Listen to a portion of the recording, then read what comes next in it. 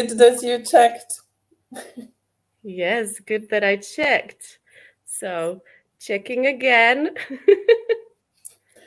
Hello, everyone, if you're watching. Yes, hello. We had a technical issue. Yes, we are live. I can see it finally. It's working.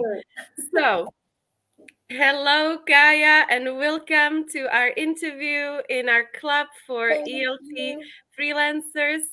I am so glad that you are here with us because you have been a member of our club almost since the beginning. You joined 1 month after we started 2 years ago. So, in a couple of days, it will be exactly 2 years for you. Yeah. Yes. And that is definitely one of the reasons I am interviewing you, because you've been with us for all this time, but also because you teach in a very special way and you freelance in a special way. And we will talk about all this. So, hello and welcome. Hello, thank you for having me. This is your very first online interview, isn't it? Yes, it is. And I hope it will go well. Of course, it will go well because it's for our club and it always goes well, all the interviews. So I can already see someone watching. Please tell us, ladies, those of you who are watching, where you are watching from.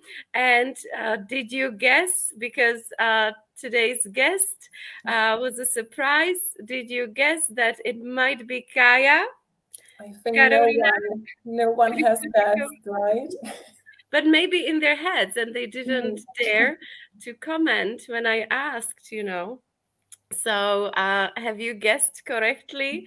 Some of you were guessing other ladies, and we have Kaya. And I call Karolína Kaya because she's been with us for a long time, and I've been with her in quite intensive contact, especially since last year, because Kaya became a member of my teaching team as well, and she is helping me to run the courses for children online, aren't you? Yes, I try. So, Kai, can you please first tell us something about you, where you are from, where you live, and also, of course, who you teach and what you teach? So, as many of you know, I originally come from Slovakia, from this little town called Skalica, which, by coincidence, Bára Hastíková is also from, like this little town in the eastern part of Slovakia. And now we both are members of this club.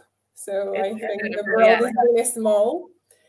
But I moved to Brno originally because of my studies at university. I studied at Masaryk University at the Faculty of Arts.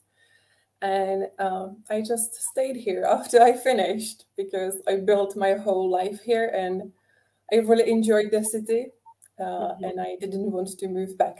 So now I live in Brno and over a year and a half, I'm freelancer and I teach all of the age groups, which doesn't sound very professional, but I would say that my niche is to cooperate with families.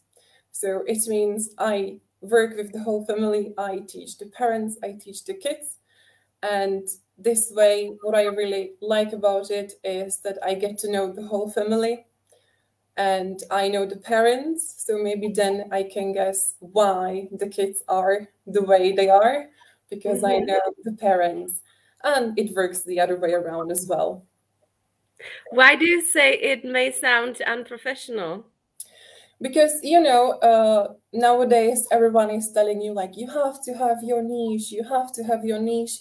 And if you say, like, yeah, I teach everyone, no problem there, it doesn't sound very, like, you are focused only on one specific thing. And that's why maybe you are not so professional, So you are saying I'm also not professional because I teach kids. I know it's a joke, but at English, we run courses for kids.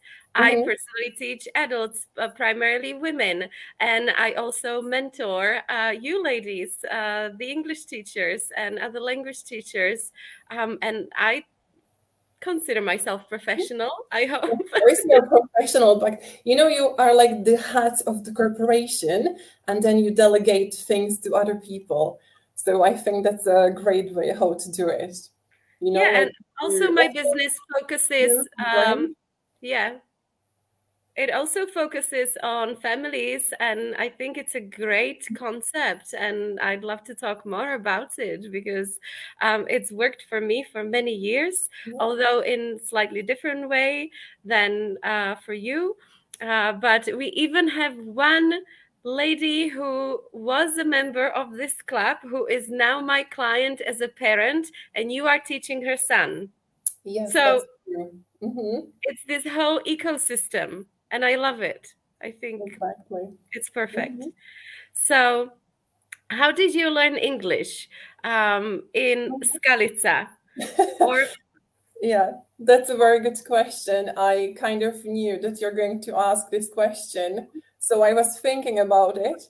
And surprisingly, I started very late, in 5th grade. So that would be like 11 years old, maybe.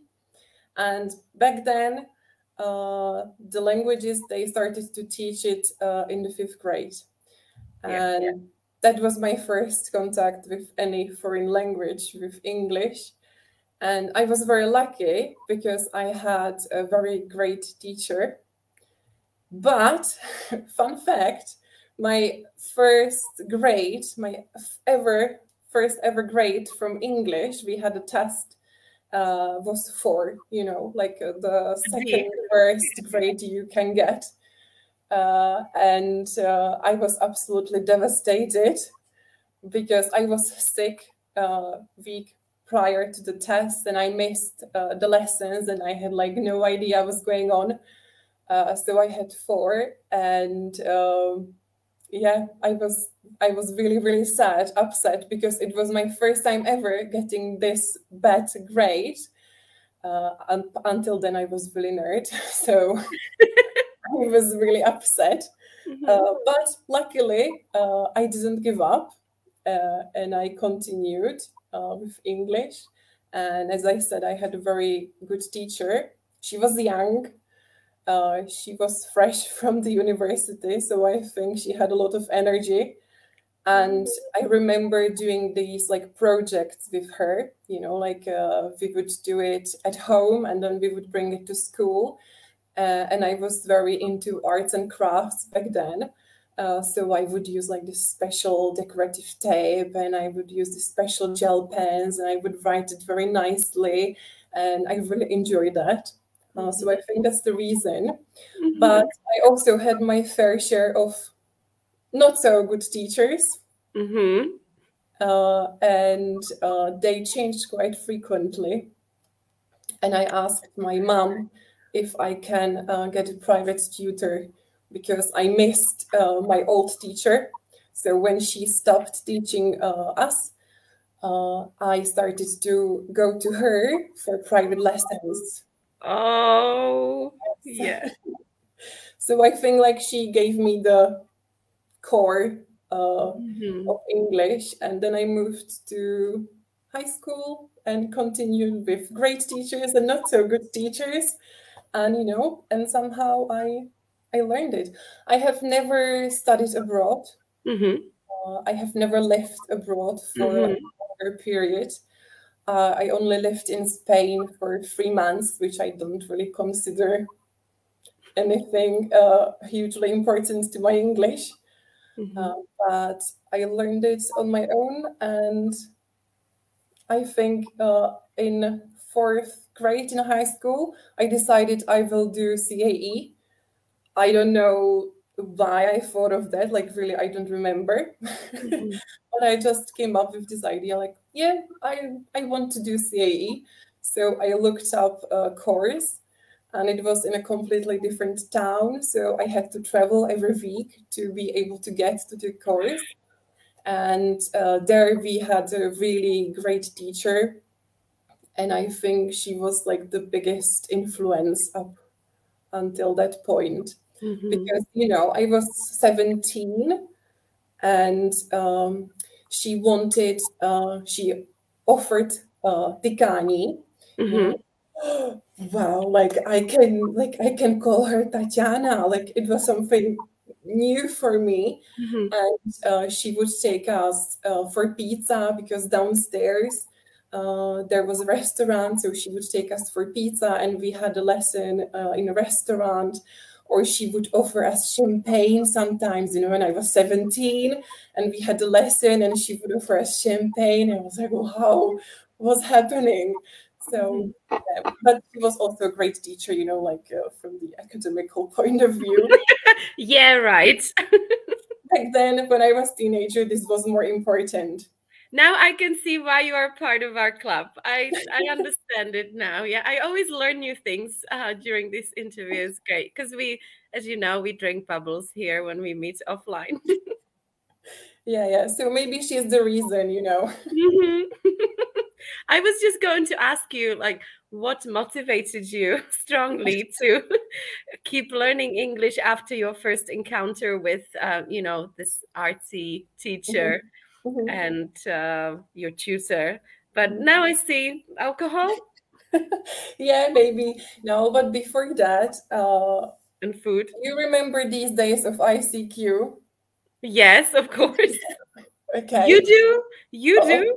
Of course I do. So I had ICQ, and there were these groups like for different interests, for different hobbies, and there was this group called Improve Your English, and I joined the group, and I found pen pal, you could call that. She was from Russia, and yeah. And we wrote quite frequently, and I had also like other people that I would write with, and this was basically the way how I took the English from school level to like my own personal level. Look at you, online learner back in the day, long time before COVID. Some people think, yeah, some people think it started with COVID. No, BS, so long ago. So long ago. Yes, I remember those groups. Yeah. And that's it basically. I don't So really have any recipe for it. In the other interviews with the club teachers, club members here, I always ask, like, what motivated you? Was it someone or some music? And for you, it sounds like it was mainly the teachers. Am I right? It wasn't like, oh, I love this band, or I want to watch and understand these movies. It was more about the teachers and their approach, right? Yeah, I think it was mainly the teachers, and also I think English or languages, it came quite naturally and easy to me. So you know, I was never good at maths, so. The other option is the languages, and I think it was quite natural for me to learn the language. And I love literature, I love reading, and for me to be able to read in a different language and to learn about different culture in this way was a great way how to do it. And I knew I needed the language for it, so I just. So you mentioned that you never lived in another country apart from Spain. Are you planning to maybe one day in the future? Because you're now talking about different cultures and speaking with the people and. Yeah, I mean, never say never, but it's not something that I am planning right now. Okay. All right. Okay. So how long have you actually been teaching, Kayo? You said freelancing for 1.5 years, but teaching much longer, right? Yeah, I have been teaching basically since the first semester of university. Wow. It was in 2014.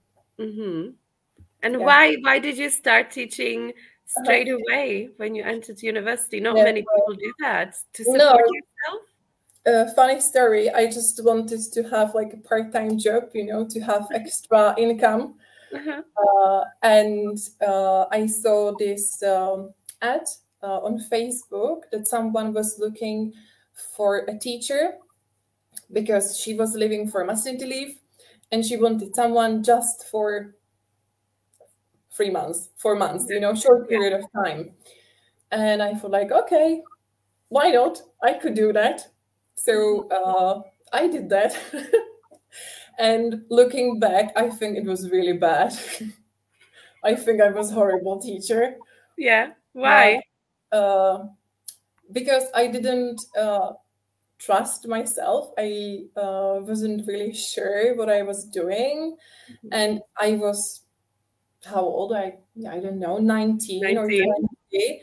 And I was teaching company courses, you know, I was teaching in student agency and ABB, and they are like all these big companies. And they were like 50-year-old men, and I was there like, hello. So I didn't really know what I was doing. And before she left maternity leave, she gave me books. Yeah. And that was it. You know, that was all her advice and help. Like, here is the book I'm using. Go on. That sounds like my story a little bit. I was much older. I started after uni, but also a coincidence.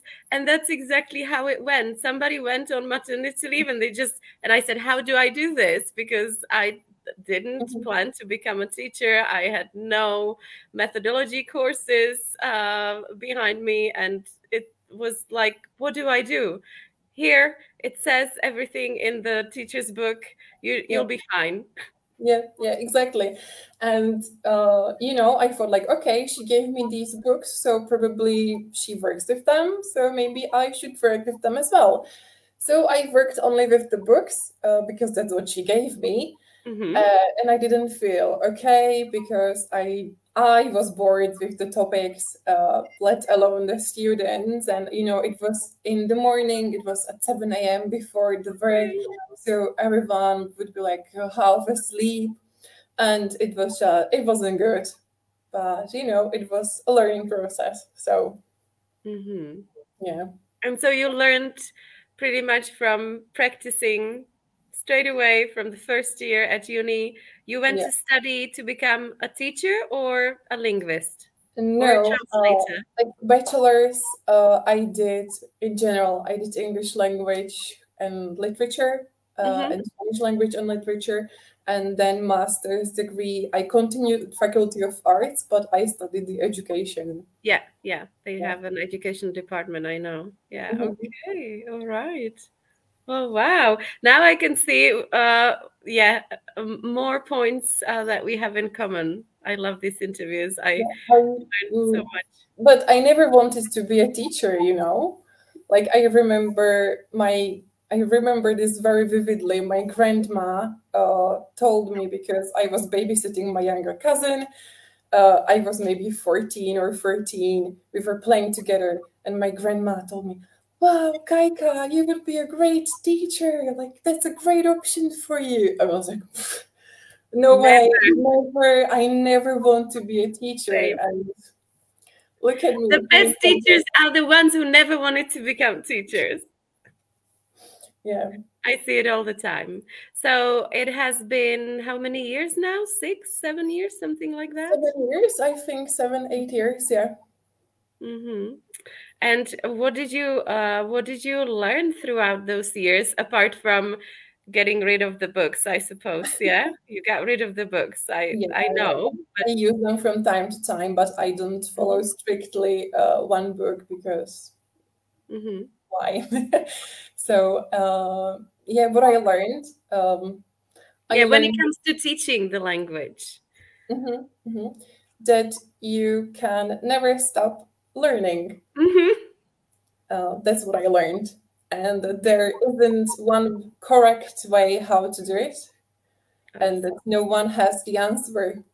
on how to do it, and that you have to find your own way, because everyone is different and everyone is comfortable with something different. So never stop learning. That's what I learned.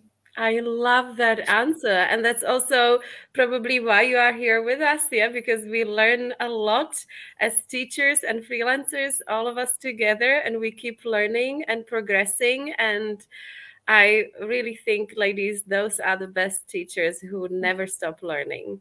Absolutely. Yes. So, how do you like to teach? Tell me, how do you? You said everyone does it differently. So, what's your favorite way? And I suppose it will be closely connected to who you teach as well. So, you can talk about that too. And we have Martina in the meantime joining. Hi, Marti. And also Petya Hanushova. Hello, ladies. So nice to see your messages. Hello. Yes, we are doing this at lunchtime for those who are enjoy the recorded version. Yeah. Yeah, just popping in between classes. Yay, that's the spirit. Nice. Yeah, productivity, as I told you before now. Yes. Okay. So, how do I teach? Yeah. Well, maybe in general, and then maybe to focus on kids. Yeah. Yes.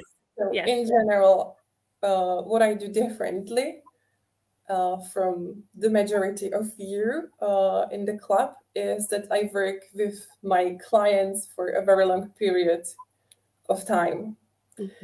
And I know for someone it might be counterproductive, but what I really enjoy is the relationship I am able to build over the time with the person. I'm very introverted and I don't like meeting new people and I'm quite shy. So it works for me as well, because if I'm keeping all my old clients, I don't have to meet anyone new. So it works for me as well. But I really enjoy the relationship I am able to build with them.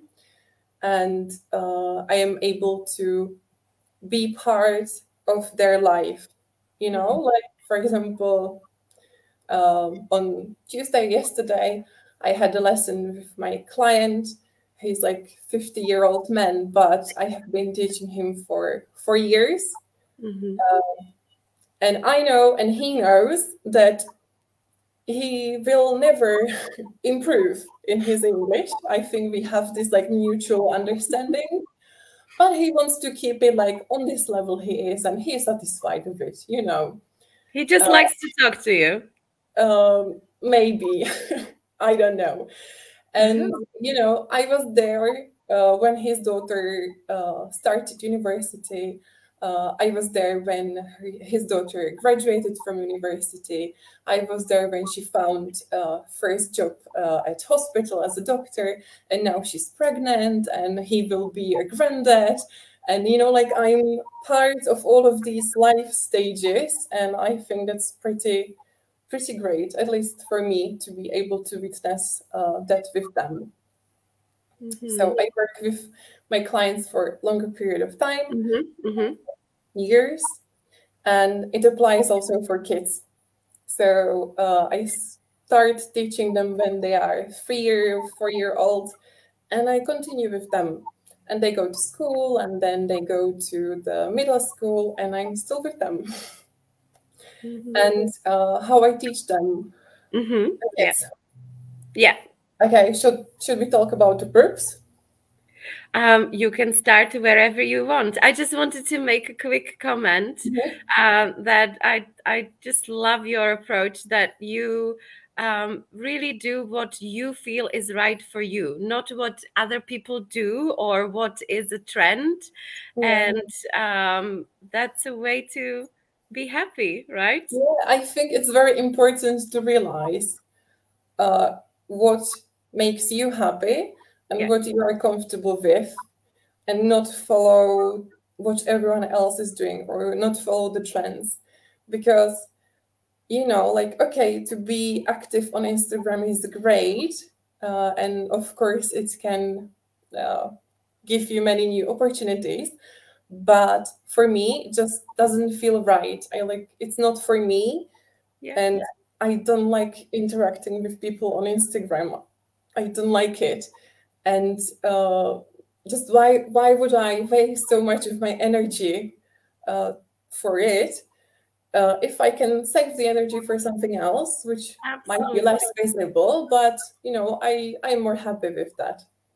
Yeah, so both in teaching and running the business, we'll talk about this a little bit more later, but yeah, it is absolutely the way to go to keep your sanity, not to burn out, and just to be authentic and true to yourself. And it pays off for you and the clients as well, and your friends and family who are around you.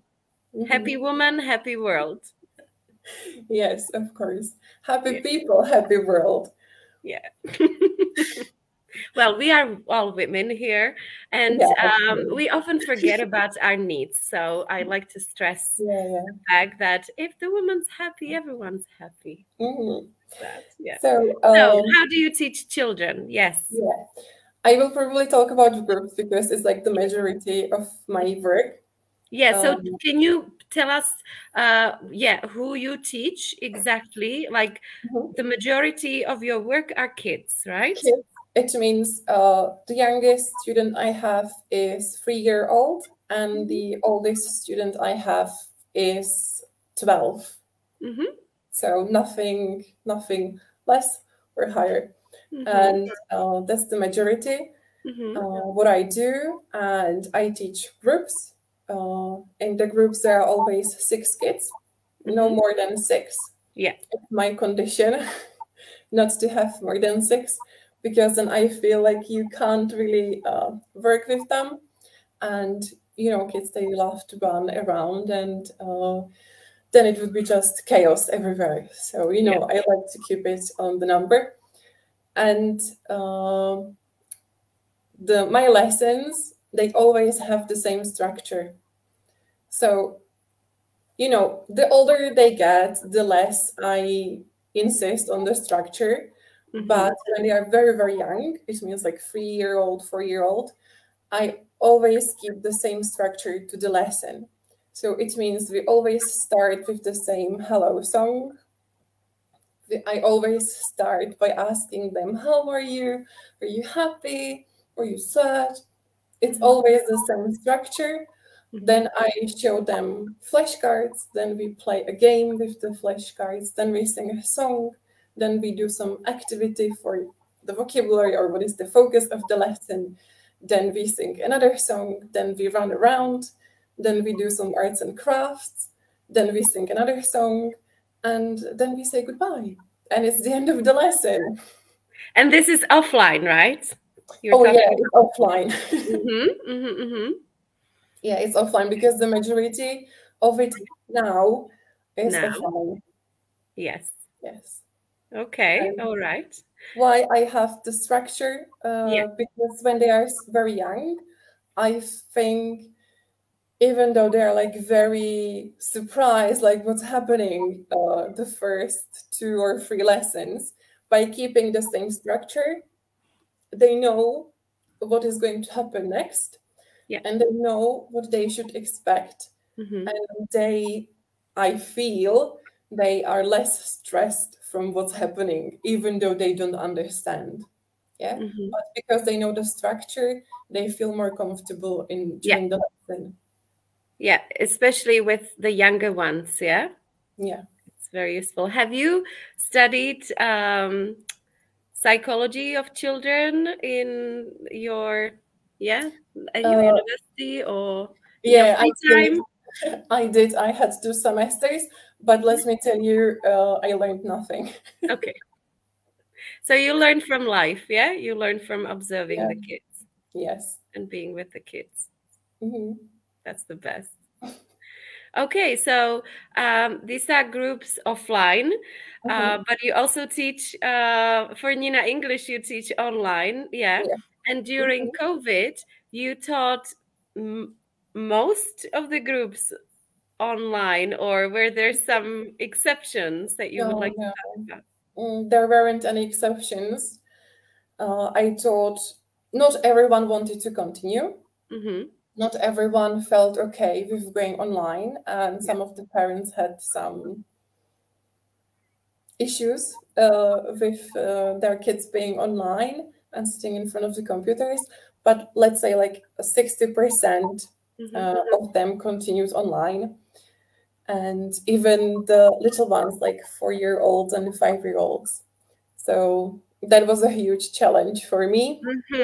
And I finished the 5 lessons I had, and I was completely sweaty because I was just so nervous and I didn't know what to do.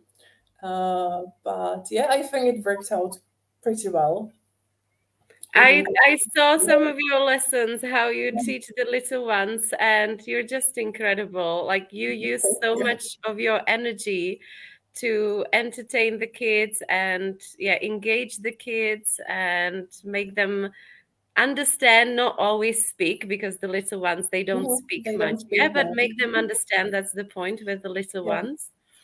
And you're glad it's over. Yeah, I'm very happy it's over, because I think to prepare the online lesson took me twice as much as the offline lesson, because I had some materials like for the offline lessons, but now like they were no good, so I had to create everything new, and I had to transform it into online way.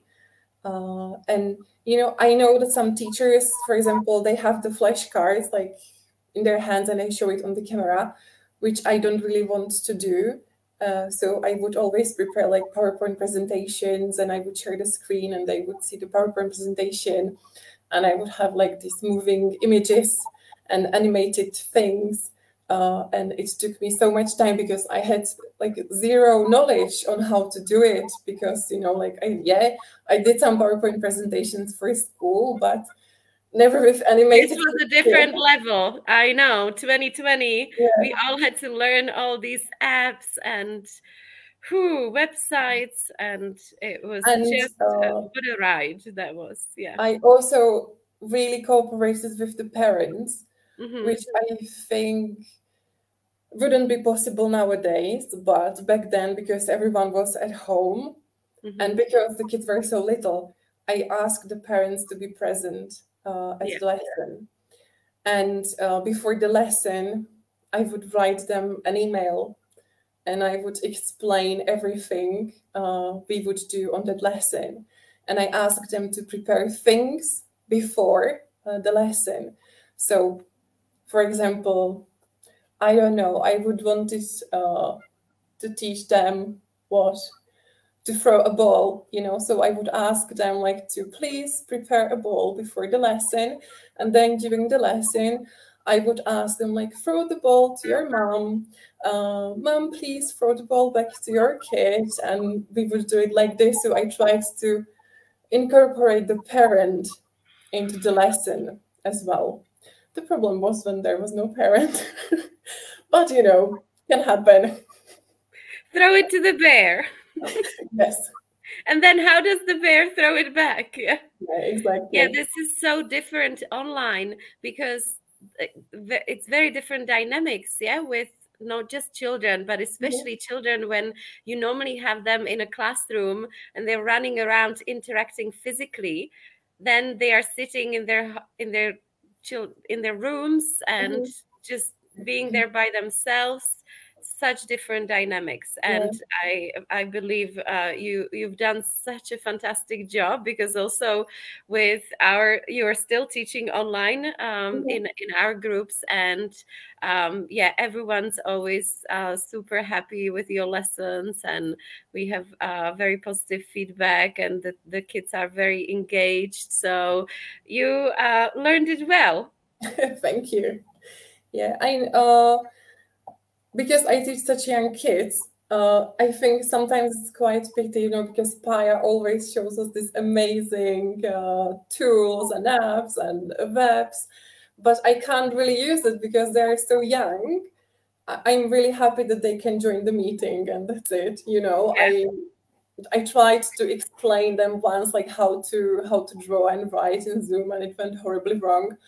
So I don't really use these tools, online tools. So I always try to find like the balance between like offline and online. Yeah. So, for example, last week we studied prepositions.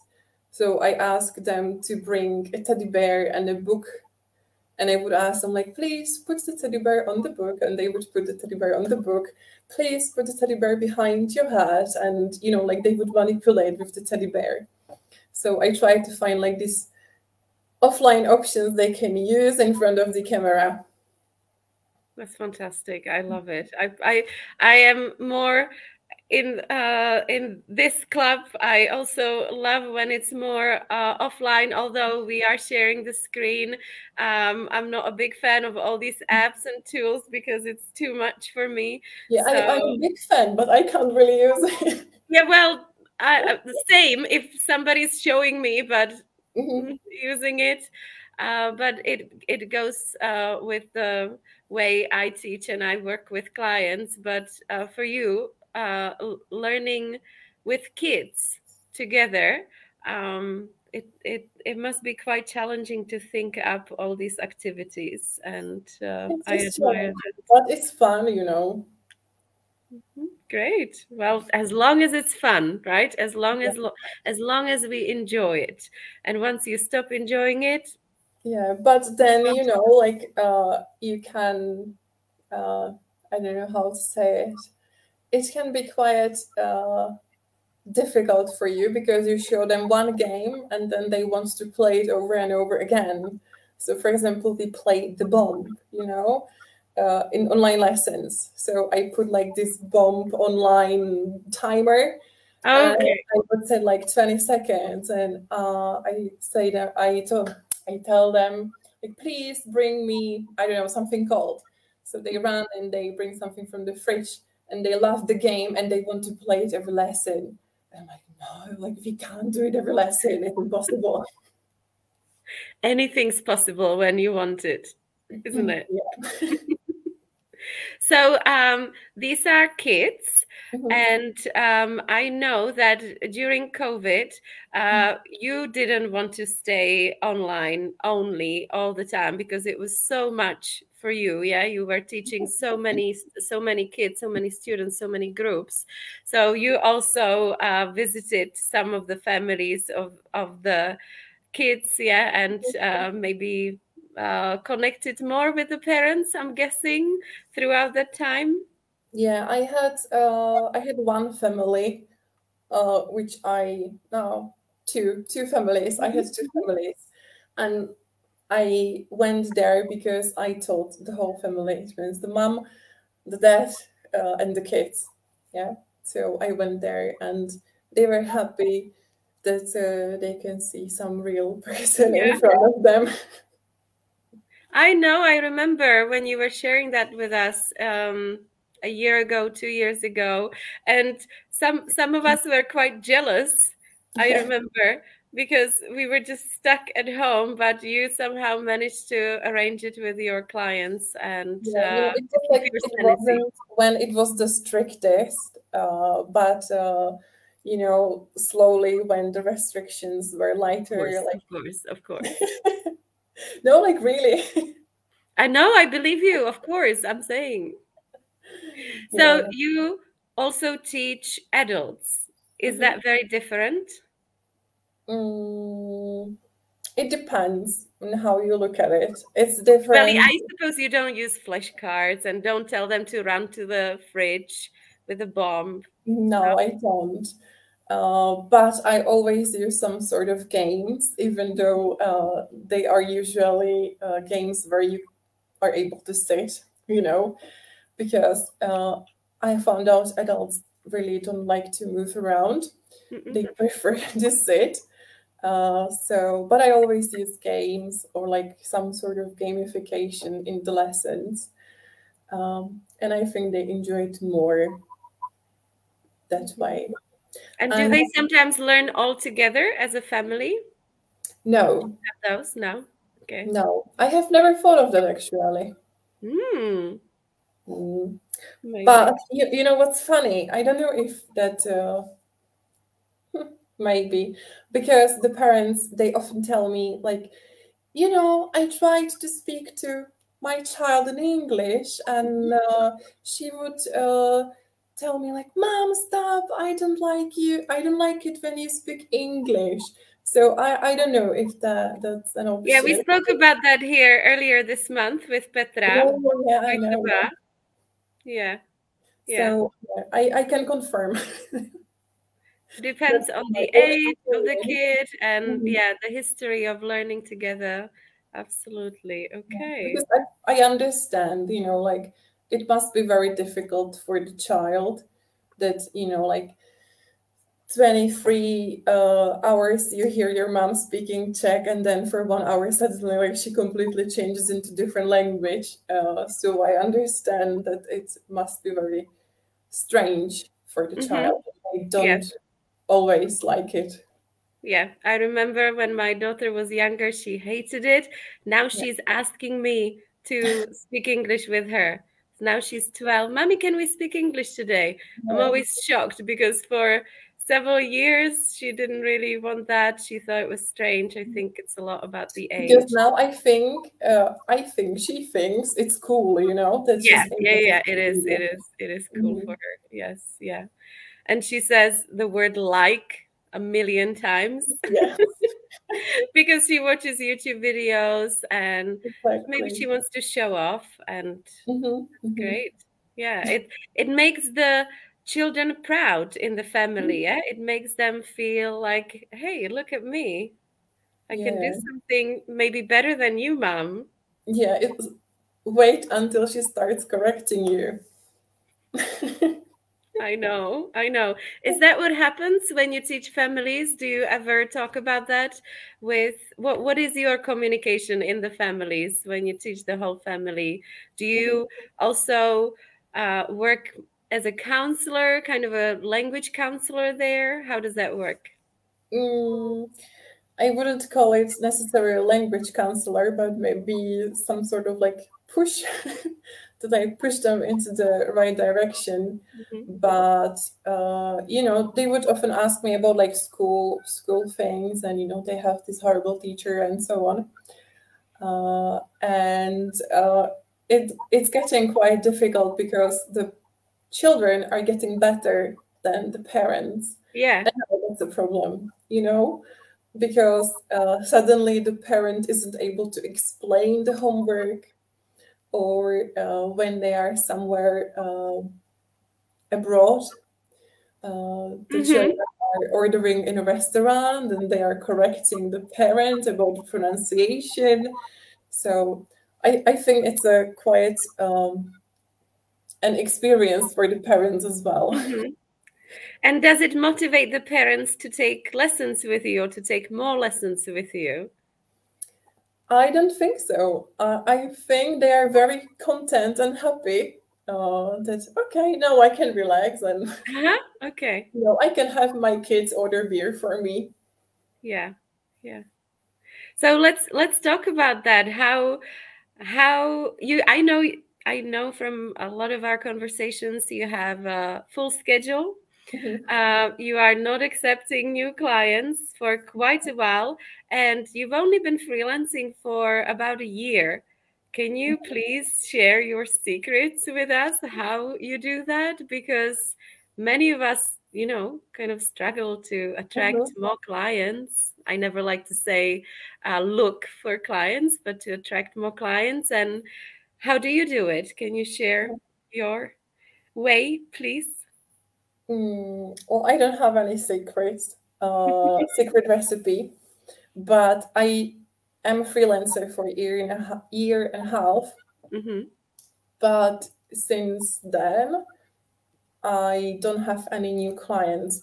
So I started freelancing, but I kept all of my clients from before. It means I had some sort of like agreements with them, or this like dohoda o provedení práce or something like that, you know. So because I was a student back then, so I had like all these part-time jobs, whatever. And I just did the freelancing license, or what do you call it? Business license, yeah. License, yeah. Or and trade I license. started sending them invoices instead of them paying me from our agreement. And that's it. I'm not looking for new clients because I teach kids. I think it goes hand in hand very well. My primary focus is kids, and because the parents feel like, okay, maybe I can start learning English as well, the first person they come to is me. Yeah. Because I teach their kids, they know me, they know that their kids probably Are enjoy happy. the lessons. Yeah. I'm happy, they're not crying. So they come to me and they ask me, and that's my whole marketing. In a nutshell. Proper family word of mouth, not even word of mouth. It's experiencing it in the family. Families word of mouth. It's like a huge part of it. And I have to say that the biggest working opportunity I got was because my friend recommended me. Mm-hmm. You know that I teach in Strelica, this village close to Brno. It's like a huge part of my working life. And I was able to start there because my friend recommended me. Mm-hmm. And I was just in the right time, in the right place, I think. Yeah. Mm-hmm. But also, she wouldn't recommend you if you weren't a good teacher. So sometimes that's all that's needed, right? And not just being a good teacher, but also letting people know that's what you do. And sometimes it's enough. Exactly. And, like I was talking about it with my client, that it really depends on how you present yourself and how you behave. Because we were discussing, like she wanted to start like this family center, like a huge project. And she wanted to have English lessons there for many kids, not just for like 2 people. And she called this teacher that was teaching in like a neighboring village. And she asked her like, yeah, I am interested in your services. Please, could you describe like what you do, blah, blah, blah, these normal things you ask. And she told me that the teacher was so rude and so unfriendly that she immediately was like, okay, no, I don't want to work with you. Yeah. So I think it's a huge part on how you present yourself. And even though you're full and you're not interested in the client, you can always say it in a polite way, Absolutely. Absolutely. So you mentioned before that you don't like to be on social media, you don't like to connect on Instagram with people, but you do have an Instagram account. I know. Yes, I do, but I don't know what I'm doing there. You're showing your work, my friend. Yeah. You're showing your work. I know what you do there. You're showing your work. You're building your name. I don't have any strategy or anything like that. Mm-hmm. And I just post when I feel like posting, and I post pictures that are okay for me to post. I always cover the faces of the people. Or I show them like from the back, so no one can really recognize the people. Especially the children, yeah? You show the children. Mm-hmm. And I just show what I do because I feel like recently there are more and more teachers on Instagram who teach kids and who show the work. But a few months ago, it wasn't like that. It's true. It's true. Yeah. I know. Yeah. Mm-hmm. Yeah. Mm-hmm. Exactly.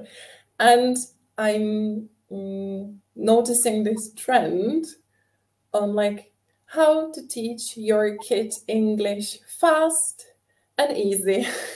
Oh yeah, everything can be fast and easy. Yeah, and I didn't really like that because it's not fast and it's not easy. Yeah, it takes time over the years when as the kids grow, of course. Yeah. So do you say you don't have strategy, but you show your work on Instagram? Does it bother you that, because you said it with this tone like, ah, but I don't have any marketing strategy? Does it actually bother you, or you're okay with it? No, it doesn't bother me. I'm okay with that, but I don't feel okay talking about it because, or like, sharing my tips or, because they are not my tips or I don't have any tips. And I don't feel like I am the right person to advise someone how to do it because I don't know what I'm doing, but I do. But you're doing it anyways. I love that quote from my colleague. We don't know what we are doing as English teachers or any teachers, but we are doing it anyways. Yeah. Yeah, because like when you're in the mood, so you post something. Yesterday I posted a picture of my student with iguana on his arm, and I thought that was very funny picture because he was writing. I gave them like writing tasks, so he was writing, and he had this iguana on his arm, helping him, and I thought it was very funny, so I posted that. But that's it, like I don't promote myself. Yeah. I just show life of a teacher. Let's put it that way.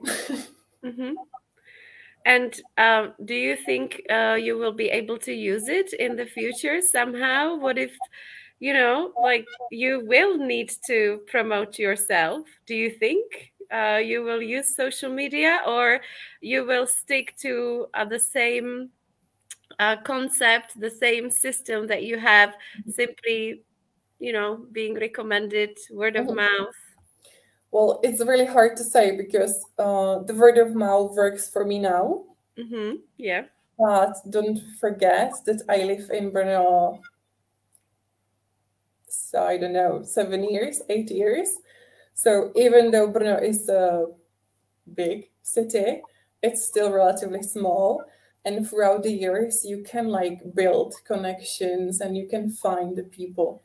But the moment I move somewhere else, the word of mouth stops working because you don't know anyone there. And at that point, I have like a portfolio I can show. Like, you want to know what are my methods, you want to know how I teach, go and have a look at my Instagram. They are not professional photos, but they are photos I took during the lessons, and this is how I work. And I feel oftentimes it's more authentic, if it's not done by professional with a professional camera, but they are just like snapshots throughout the lesson. So, wow. One day it might be a portfolio. Very smart. Very smart, Gaio. So, what are your plans for the future? Do you have any? Or I know you just basically started freelancing, but any dreams, any goals? Yeah, I have with your career, of course. Yeah, I'm very aware that I won't be able to do this forever because let's face it, I'm getting older. And no, I mean, it's like in a way just because when I teach kids, it takes so much energy and like I'm really exhausted at the end of the day. And I teach like 6, because I travel to Strelice, so I have 6 lessons in a row and it's really demanding and I'm really tired at the end. And I know I won't be able to do this forever because I just won't have the energy for it. So I'm thinking about what to do next. But what I would like to do is to maybe help other teachers how to teach kids. Because I know there are not so many teachers that want to teach kids. There is a huge gap in the market for the teachers. Because when I refuse someone, like 2 hours ago, I had a phone call from mom, like, please, we are interested in your services for private lessons. And I had for 2 kids, and I had to refuse them because like I'm full. And she asked me, like, do you have someone that you would be able to recommend us? I'm like, I don't have anyone. Yep. You know? So I know you say you don't follow trends. Maybe you think you don't follow trends, but my friend, you do, because teaching kids is in absolutely. I've seen a big decline in adult learning of languages after work. Yeah, maybe in companies still, but you know, I was specialized in teaching adults after work in these evening courses, and since 2017-18, big decline and huge increase in the same people investing in their kids.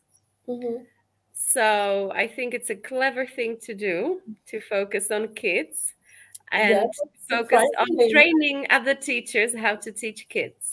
Yeah, but surprisingly, no one really wants to do that. Like no one really wants to teach kids or these little Why kids. do you think that is? Why do you think it's not so attractive? Because in general, it's not considered attractive. And let's face it, you don't know how many times I wiped someone's butt, you know, during the lesson. So I don't think it's that attractive for someone. And it's difficult. You have to be patient. And it's not for everyone. Like, I understand. Like, for example, I wouldn't be able to teach corporate business English or legal English because, you know, for me, it's just boring stuff. But for someone to work with kids, it's boring stuff. So I understand that it's not for everyone. But there is a huge gap, and it's a pity. Yeah. And yeah, so that's like one plan or a dream. And then I have this vision. I would really like to create not materials, because there is like many everywhere you look, there is some sort of materials, but I would like to create these type of kits which you can order. And I told you I'm like artsy person, so I would like to Kids with T at the end, yeah, KIT. Yeah. Yeah, okay. So like to create these kits that you can order for doing arts and crafts at home with your kid. You would have everything there, you know, like glue, scissors, paper, whatever you need for it. And then you would have these instructions in English for the parent, and then some like activities that would follow. So a different way how to approach English at home. That's great. And the parent has everything that they need. They don't have to. Yeah, I think that's a great idea. Because I think so too. There are so many tips, like what to do at home with your kid, and videos. I see it on Instagram all the time. The teachers have fantastic ideas, creative ideas. But when I think of myself as a parent, like, do I want to go and follow all this and get the materials and da da da da da? No. Yeah. So I think it can be quite overwhelming, because I know it's overwhelming for me, you know, following all these webinars and tips and tricks and how to become the best online teacher ever. So it's really overwhelming for me. So I can only imagine it's overwhelming for the parents, because you know, you try to be the best parent for your kid. But if you are bombarded with these messages constantly, it's like, horrible. Or at and least it's not even it's not their priority. Yeah, English is like a small part of their life usually. For us, it's our priority to learn more about it. Yeah. Kai, tell me or tell us, please. Other ladies are watching. Hi, Yanni. Jana Tatarova is here. Hi, Jana. Why do you love teaching so much? You started with a D from English at elementary school. Then you fell in love with learning English. And then you became but not everyone who loves learning English becomes a teacher. Why do you still do this after quite a few years? Why do you enjoy it so much? What is it about teaching English? I'm not sure if I have like one answer for it. Give us 10. You know, like the really pragmatic answer would be, it's the only thing I know how to do. And the other answer would be more deep answer, I don't know. I told you at the beginning I'm a very introverted person and I don't like meeting new people. So if it's up to me, like I'm fine with, you know, being closed at home, not talking to anyone. But I think I have the opportunity to discover the other side of my personality. Because surprisingly for me, it's much easier to speak in English than in Slovak. Because this is going to be very like, I don't know how to even say it, but I feel like I put up this mask for my students, not mask, like the other side of my personality, and let's not call it mask. So like I put up this other side of my personality that I show to my students, and during the lessons I try to be like very lively and I speak in higher volume than I would normally do, and I ask a lot more questions than I would normally do. So I think I like that I can discover this other part of myself as well. And I also get to learn many things from my students. And that's what I really like about it. And that's why I also like teaching this mix of age groups, because I also teach, I also learn from the kids some things, and I also learn from my adult learners. So that's why I like doing that. Okay. And every day is different. Yes. You know? Like when I talk to my boyfriend, like, how was your day? I don't know. I had 2 meetings and then I went for lunch. You know, like I think it's very boring. Okay. Gaia, we've done it. Your first interview, live streaming. Great. How do you feel? Good. I can continue talking for another hour. Okay, what should we talk about? Well, you have time until 3 o'clock, I know. What should we talk about? What would you like to talk about? No, I think I'm very happy to have a coffee break before my other lessons. Ladies watching, do you have any questions that I didn't ask? Please ask. Even if you are watching the recorded version, Kaya is here with us always in the club. So yeah, I will try to answer, even though I said before I'm not very active on social media. If there's a question, I will try to answer. When you tag her, there are several ladies in the club who teach kids and are interested in how you do it, how other teachers of kids do it. So ladies, feel free to even send Kaya a message if you need help with something. She's quite experienced. I go and see some of her lessons and she is really incredible, and she is so lively and so active and always like engaging the kids so much that I must say I was quite surprised when I first met you. in person, and you were this quiet woman. Yeah, just Yeah, I told you, like, thank you for all the wonderful words, but I told you, like, I am very reserved person, and I know I can come across as cold, but it's just no. like the way I am. I'm introverted, but when I am with my students, I am different person, I think. And I think a lot of teachers will resonate with that. Yeah, that's why we do it also. We can become someone else. And it's not just about, sharing the knowledge or helping the people and meeting interested people. It has this side as well to, I think, to all of teaching. Like, you can become someone else for an hour or 6 or 7 when you teach more. And and I know a lot of the times my students ask me, Nina, how is it possible that you're always this smiley? How is it possible you're always this energetic and joyful and cheerful? And I say, well, this is my work and I love it, first of all, but that's what you are also paying for.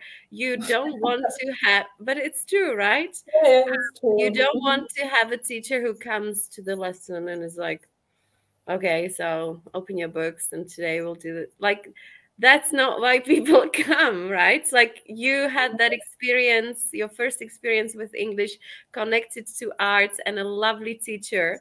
And that's how we can influence our students and our clients, and how we can have positive impact on others. Yeah, just bringing joy with the language. It's not just about the vocab and grammar, is it? Exactly. So That's we why I can think like building the relationship is so important. yeah, exactly. Wonderful. So I love the way you freelance. Please keep Thank it. you. Because when you do it authentically and you really follow your heart and your needs, people will flock to you, and you don't need all of the buzz and social media accounts. You just do one, show your work, and when you need it, you'll be able to use it. But you're the best proof. That was one of the reasons, of course, talking about teaching kids, but also another reason why I wanted to do an interview with you was that you don't worry so much, like all of us others do, about this promotion. And I know that you said that it's just all the clients that I had before I was freelancing. But if you weren't a good teacher, a good communicator, and a good freelancer, you wouldn't keep all of them, and you wouldn't be recommended to others and build, like you are refusing people, and build the clientele and build your portfolio. No, and it's all about, as you said before, being positive, being professional. It's how you present yourself, and it just standing in our power. That's all, and believing in ourselves and our abilities and our skills, and smile. And your schedule is full, and that's Karolina's way. Yes, exactly. That's a wonderful way how to summarize all of it. Yeah. So thank you for taking your time out of your busy schedule to do an interview. Here, let me. Thank you for having me. Yeah, to do an interview. Well, we were all very interested in what you had to say, I'm sure. And I hope all the ladies in the club will watch this interview and get inspired by your calm, peaceful, confident way of freelancing without all the hassle on social media, because it's doable and you are the best. If I inspire just one person not to worry so much, then it's job done. Yeah. All right. So everyone have a lovely day. If you have questions, feel free to ask Kaya in the club. And Kayo, all the best with your teaching career. And we're always in touch. Yeah. So you'll be fine. I know you'll be fine. All right. Okay. So bye-bye, everyone. Bye, Kayo. Bye-bye. Bye.